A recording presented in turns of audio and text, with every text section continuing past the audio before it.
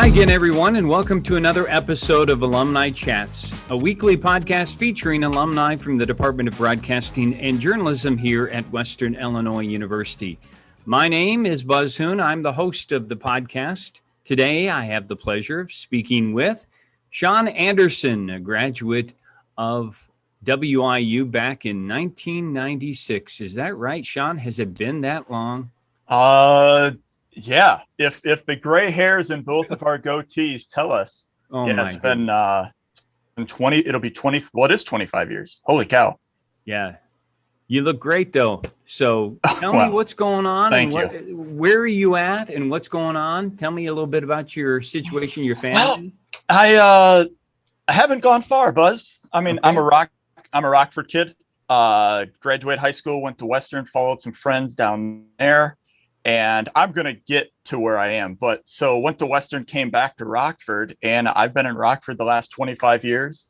Did 10 years at the CBS station, working in various capacities in production, newscast directing, commercial editing, promotions editing, then into management.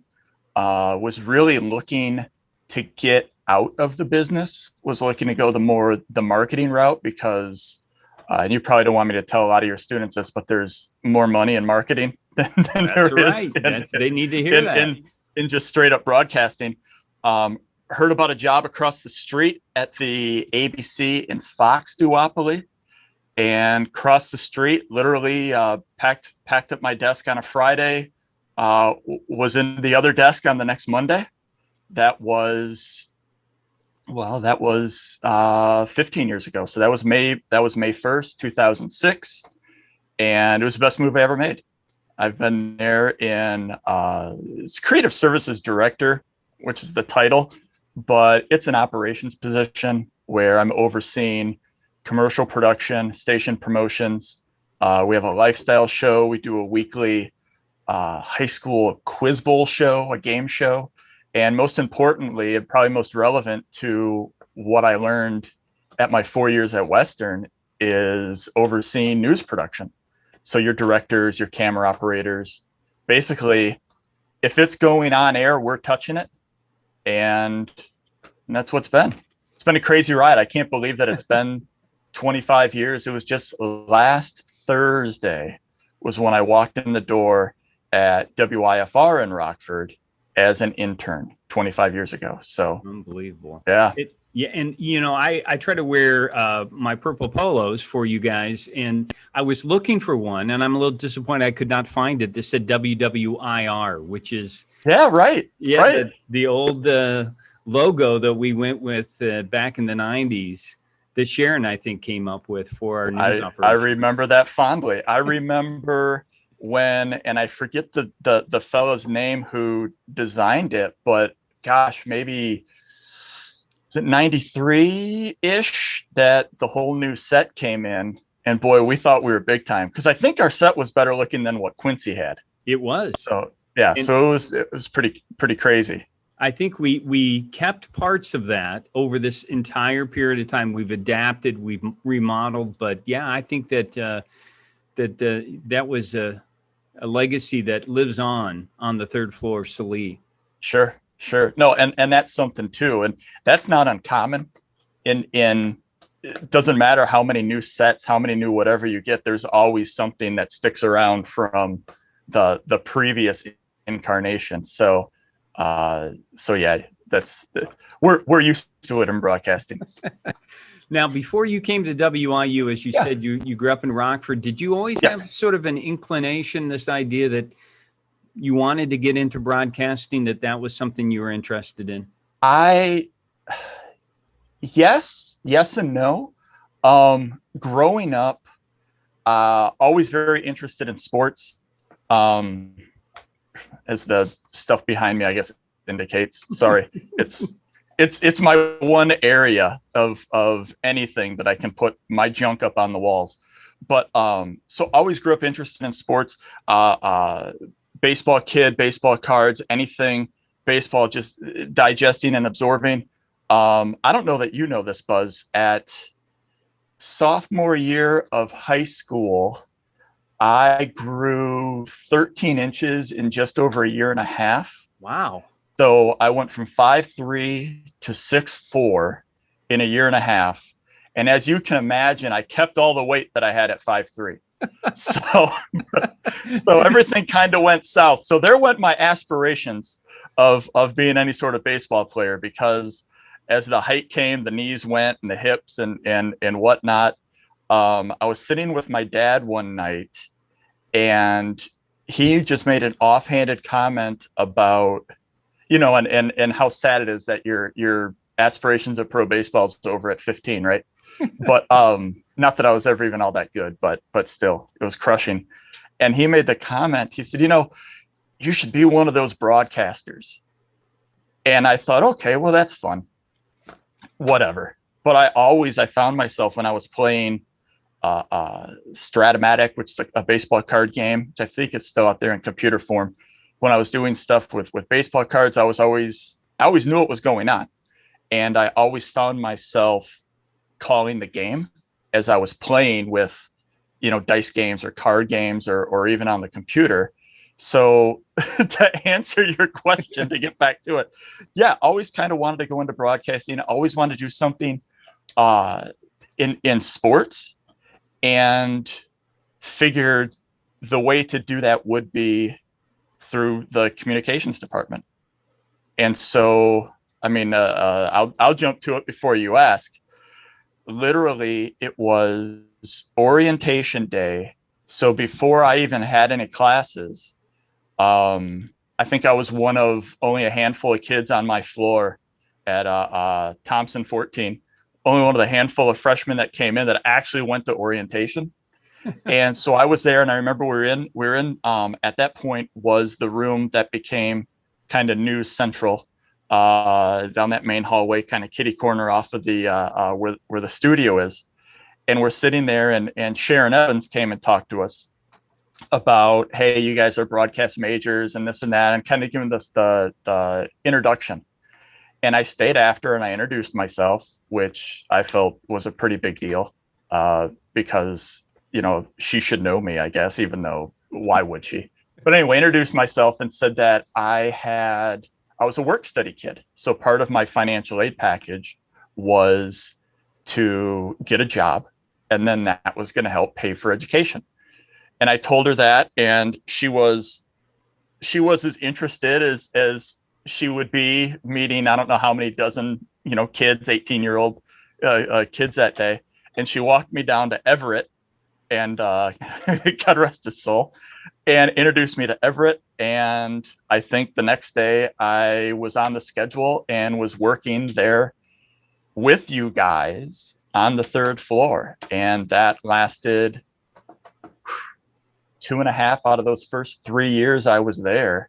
I was, as Everett would say, his left-hand man. So, yeah. And we're talking about our former engineer and just a great friend, Everett Nelson, who, one of the first people I really got to meet as well.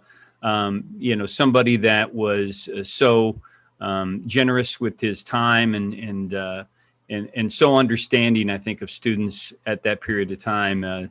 Never judgmental at all. Just a great guy. No, and one of the things too that resonated with me about, and naturally I was with Everett, so the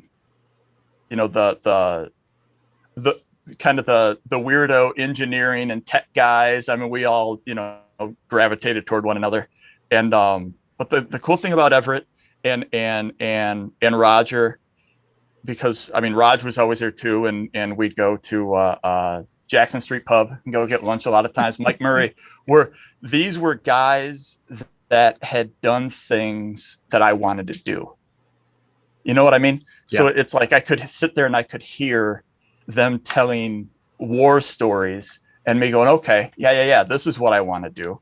Even though what I was doing was cleaning cables and changing light bulbs that Everett didn't want to change, and checking out equipment. But it was listening to those guys, and like I said, hearing those war stories is what I guess taught me that this is something that I wanted to do, and I guess more importantly, something that I could do, if that makes sense. Yeah.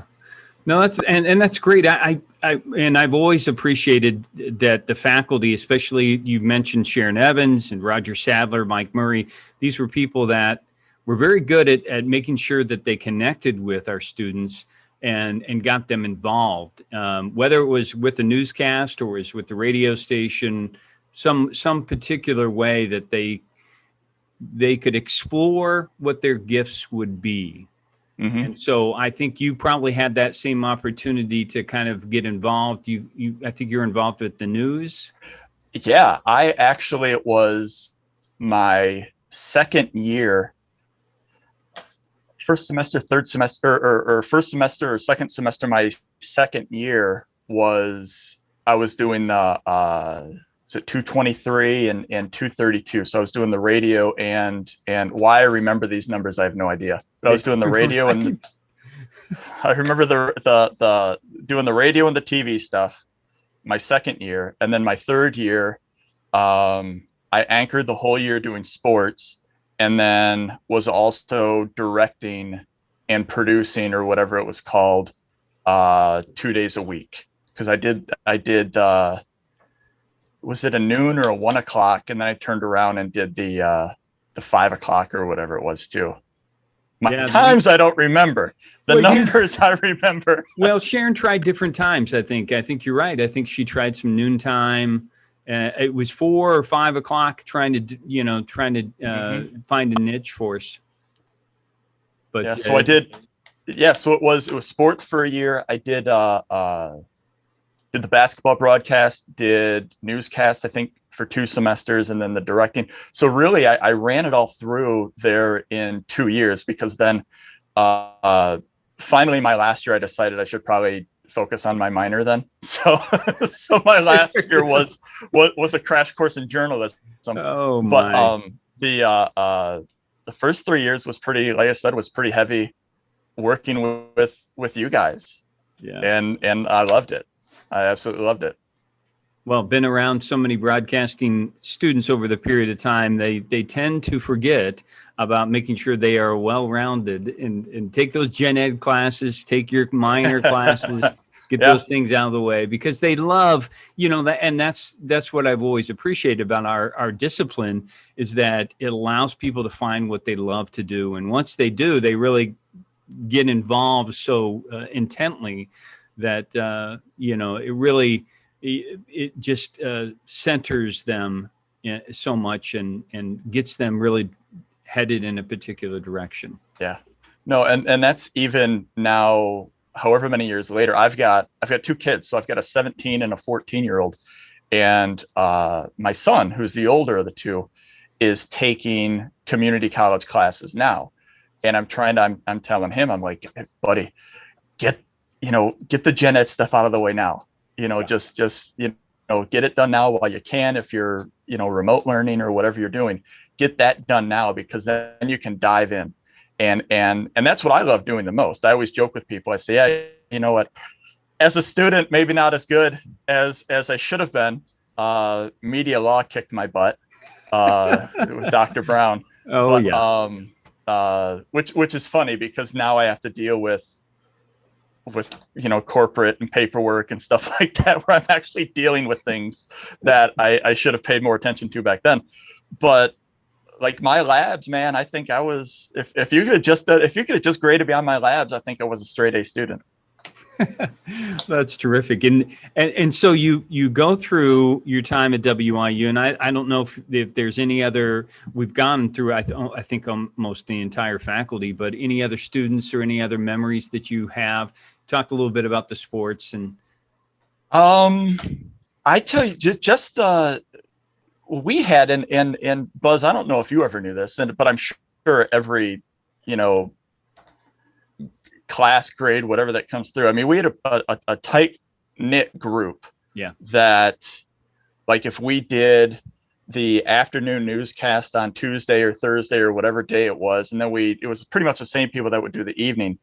And so we would do that newscast, we'd put that on the air, and then we'd go to the union, and there was probably, 8 or 10 of us that would go over there and Matt Senko called us the Shadow Army. So there was, so shout out to the Shadow Army and Kyle Kerwin and Harry Rates and whoever else. Oh my gosh. Who I've not talked to about as long as that. Well, actually, no, I saw you 5 years ago or so. I haven't talked to them in forever. But these guys, I mean, we'd hit the union and we'd do our thing and then come back and tear it up for the second half of the day. But Wow. I mean, really, it was the camaraderie. I do have a good story, and I alluded to it in our email, and it's a story. It's probably it's the story that least involves me, but it's one of my favorite stories from Western. And we were sitting in, and how's this for still remembering numbers? I think it was Communications 130. Yeah. And it was Don Norton. And it was a gen ed class. And my roommate at the time, he and I took it together. He was going into business or whatever he was, but this was something where I said, here, let's do this because I can use this toward my major. You can use this toward gen ed. And we sat in the back corner of the room. Former podcast guest, I think Dave Kinnebrew, sat in the corner with us. And because they were like the broadcast kids that sat together. You know what I'm saying? It's like we had our own little thing, and we probably all thought we were too good for the class while everybody else was taking notes. And really, we cut our teeth in the studio and in the edit bays and stuff like that.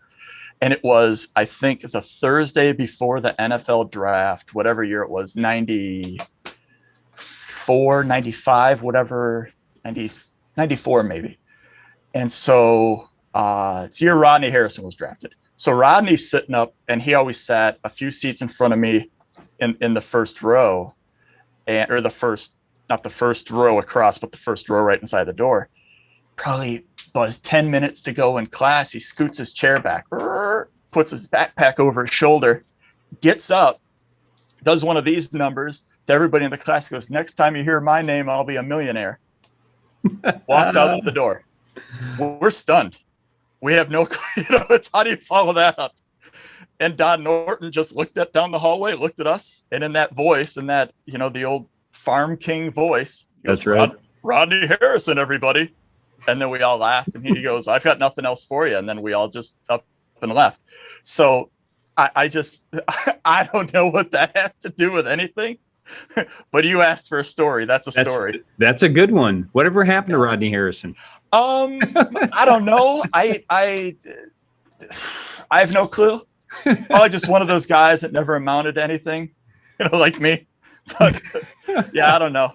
Just some joker. I think he's working for an NBC station somewhere. Yeah, he's doing some things. He's doing all right.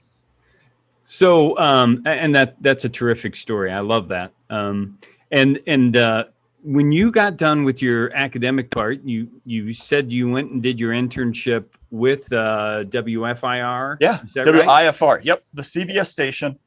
Because I could work from home. I could live at home. I could, live for free. And I had all these aspirations. I still have rejection letters from other places, and thought I'd go to Florida. I have family in Florida, so I thought I'd, different places. And I'm going to go here. And once I'm done with this, I'm going to go. I had basically an open invitation to there's a production program at ESPN. But an open invitation to go there. The timing just wasn't ever right. I mean, yada, yada, yada. Stayed at home. Had a buddy there. He and I are going to go to Texas because at the time you're looking at, the mid 90s when Austin is blowing up in the film scene. We're going to take the film world on. Met a girl, decided that this was the right place to be. Yeah. Started getting a little more responsibility at the TV station. Went from working, part-time in production, which lasted a couple months. I mean, in market 132 or whatever it was at the time, you move up pretty quickly. Was directing weekends, moved into weeknight directing, was doing some commercial work, took over the production department. And yeah, then it was 10 years. And by that point, kid number one was here, had a house, kid number two on the way.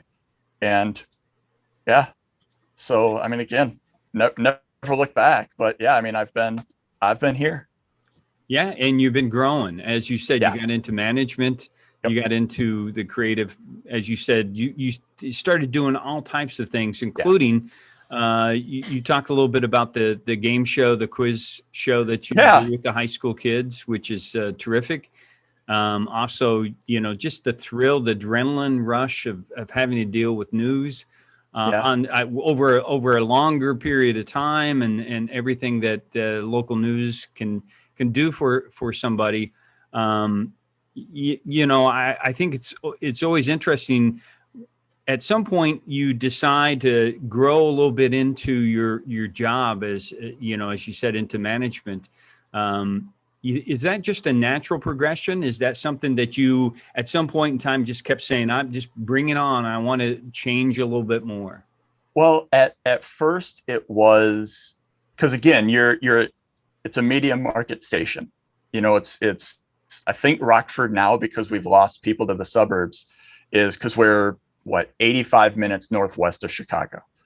So we're kind of in this triangulation of, we're the same distance from Chicago, Milwaukee, and Madison. Mm-hmm. Okay. And the Quad Cities. So really we kind of, people leave.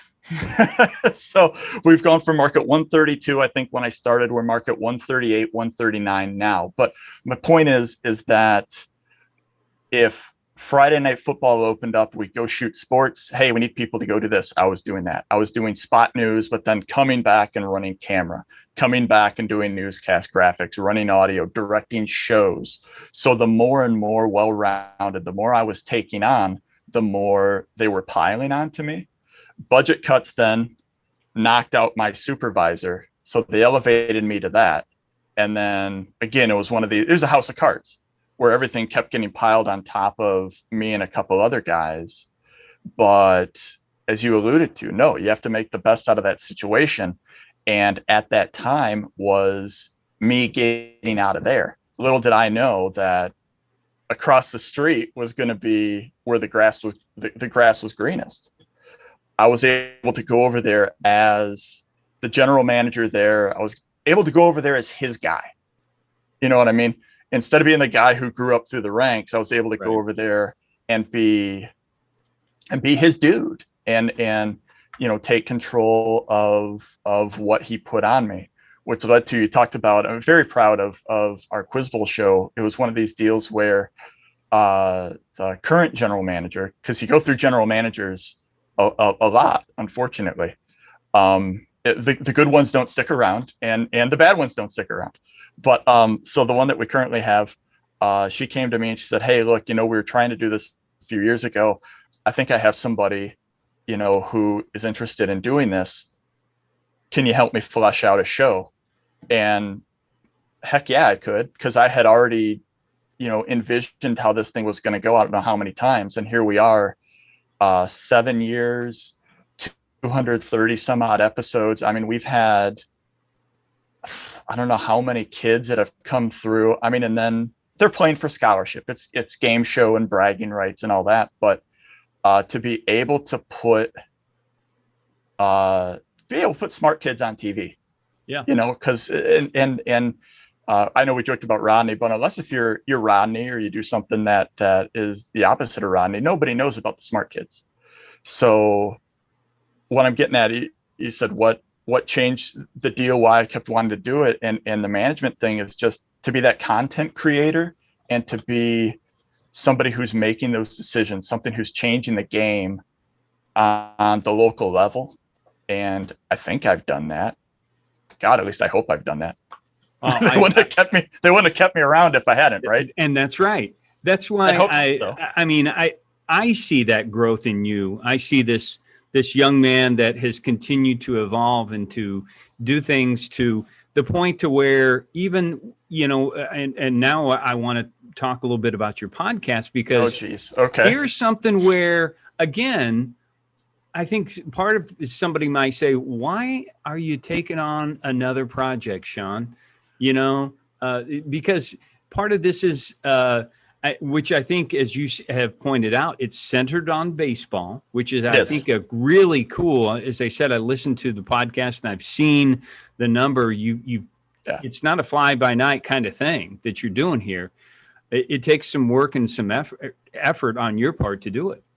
It started as, so we've been doing the show 5 years, just over 5 years, 5.5 years. And, but it started as a blog. Buzz. Everybody had a blog, in your early 2010s or whatever. And I thought I knew something. I thought I could write. I mean, I thought, it's, as I say, it's a cheap hobby. It's a cheap hobby to be able to sit there and write about something. And then it got to a point where it's like, man, why are you writing about this stuff? And we're getting the blog, the website, whatever you want to call it. It's getting good, it's getting good numbers. It's making money and whatever. But it's like, why am I chasing this? Why am I chasing a story when I could ask you the same question, Buzz? Why now are you deciding to talk to people? It's more fun to talk to people than to chase the story. So it was me and my partner in crime. We sat there and we said, man, I think we can do this, because after doing the website for however many years, the virtual Rolodex was thick enough that we could actually put together a show with people that they become your friends. When you're talking to these guys enough, they become your friends. And you end up, you do that show. Why do the show? I don't know. It's easier to talk to somebody for an hour than it is to try to write and put together and worry about numbers. To heck with numbers. We just want to talk baseball with people.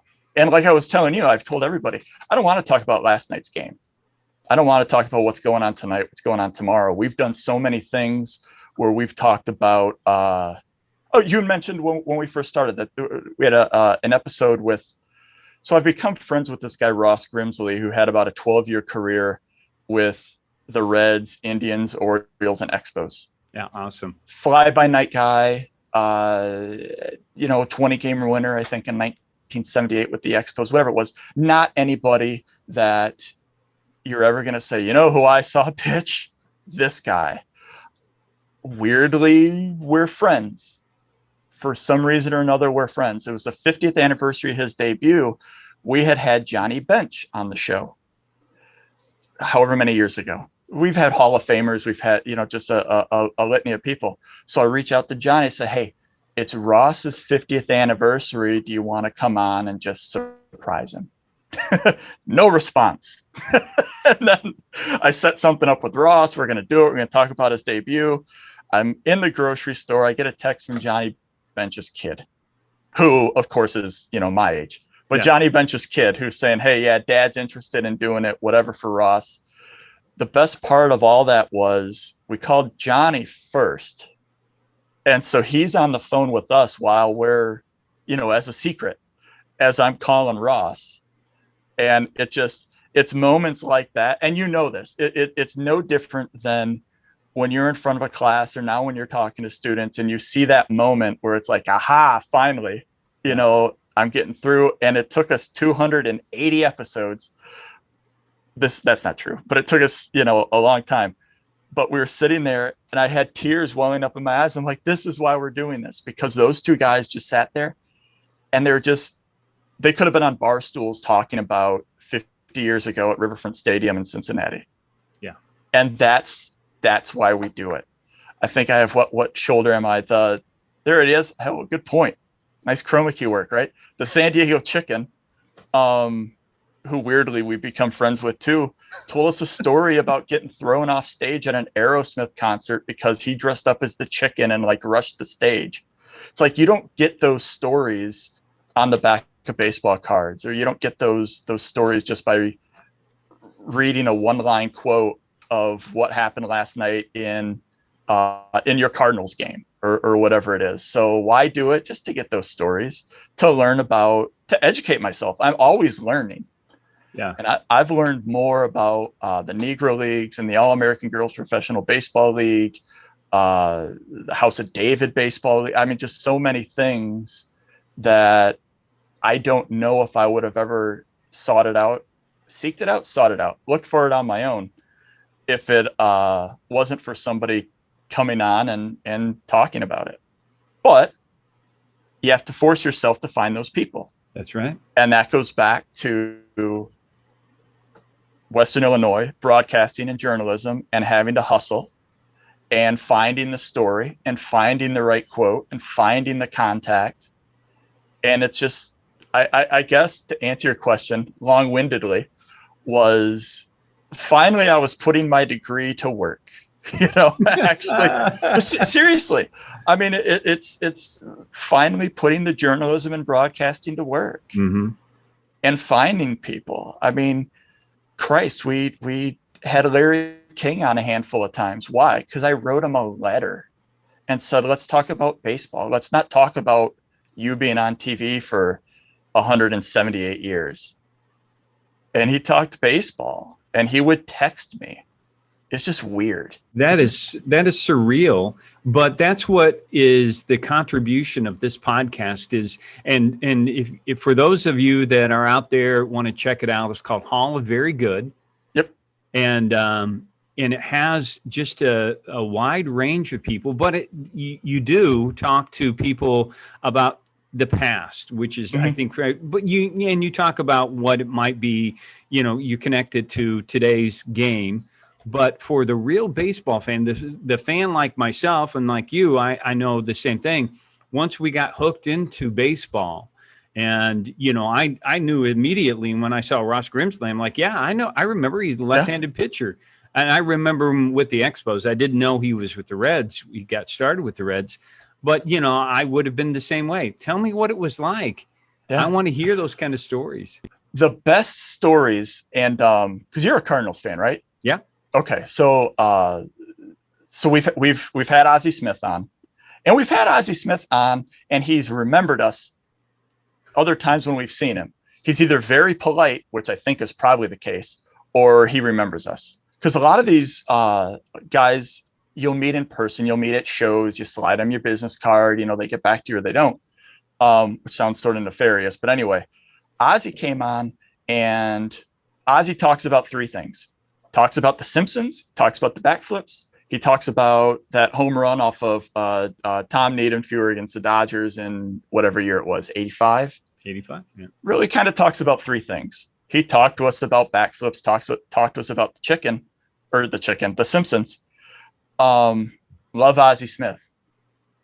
It's these guys that aren't Ozzie Smith that don't have 111 stories to tell. Right. That might have just a couple stories. We had a guy, remember Rob Deere? Yeah. Milwaukee, played for Milwaukee. Milwaukee, Detroit. Home run, strikeout guy. That's all he did. Yeah. My co-host is a Brewers fan. And about every third episode, he'll say, I'm a Brewers fan. And then we go in to talk about Brewers. But one year for Christmas, or for his birthday, whatever the heck it was, I got Rob Deere on the podcast. He didn't know Rob Deere was coming on. I brought Rob Deere on because it's hard to get Robin Young. But anyway, so Rob Deere comes on. One thing goes another. We're talking about his time with the Brewers in Milwaukee and whatever, blah, blah, blah, yada, yada, yada. He tells us a story about going to a Madonna concert. And then Madonna, and this is as safe for work as it can be. Madonna leaving Rob Deere a box with some of her unmentionables in it. For him, a gift. You're not going to get that story from Ozzie Smith. But these guys that have, that's Rob Deere telling a story. Another guy was telling us a story about how he had a World Series. Josh Booty played maybe 12 games with the Marlins in 93 or whatever it was. Is it 93? Not 93. Later than that. They weren't a team in 93. 2003. Kevin Millar wore his ring to a Super Bowl party, came out of the bathroom, lost the World Series ring. So it's these little stories that I take the most pride in learning those and putting those out there instead of asking Ozzie Smith, tell us about The Simpsons, which of course we did because I had no idea that was something everybody would talk to Ozzie Smith about. Well, but it is everything that everybody talks to Ozzie Smith about. Yeah, and we in my teaching last semester, we talked a lot about podcasts. We examined podcasts. We talked about the purpose of podcasts, and so I would like for you, if you could kind of talk a little bit about to our students, the ones that might be listening, how do they find their voice and what they may be able to contribute to whatever subject area? Maybe they want to start up a podcast. They don't know where to start. I'm going to let you give your recommendations. I just talk. I just kind of wing it. I mean, I always go in. I've got stacks and on that side of the room. I've got stacks and stacks of legal pads. I'm always writing down notes. I'm always taking notes of who we might want to talk to.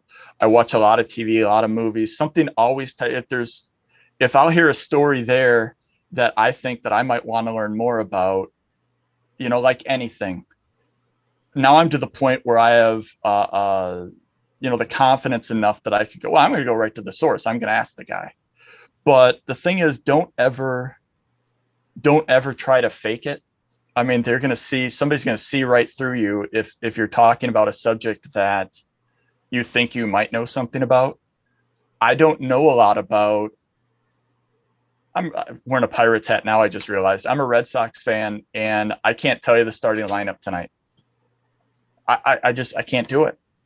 I can tell you more about the '86 World Series team, but the thing, just stay true to what you know. If that makes sense, it's cliche, but if you think that you've got the hustle and you think it's a grind, a lot of people, I mean, Buzz, congratulations, you're at 20. A lot of people, they'll do 3-4 episodes and then say, hey, this isn't for me.